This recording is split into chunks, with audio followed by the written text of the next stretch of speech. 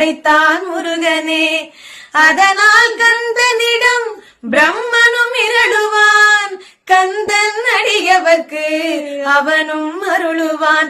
கந்தனிடம் செல்லுங்கள், என்ன வேண்டும் சொல்லுங்கள், கந்தனிடம் செல்லுங்கள், என்ன வேண்டும் சொல்லுங்கள்.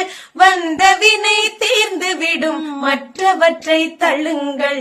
வந்த வினை தீர்ந்து விடும், மற்றவற்றை தள்ளுங்கள். கந்தன் கந்தன் கந்தன் காலடியை வணங்கினாள், கடவுளை யாவரையும் வணங்குதல் போலே கந்தன் காலடியை வணங்கினாள்.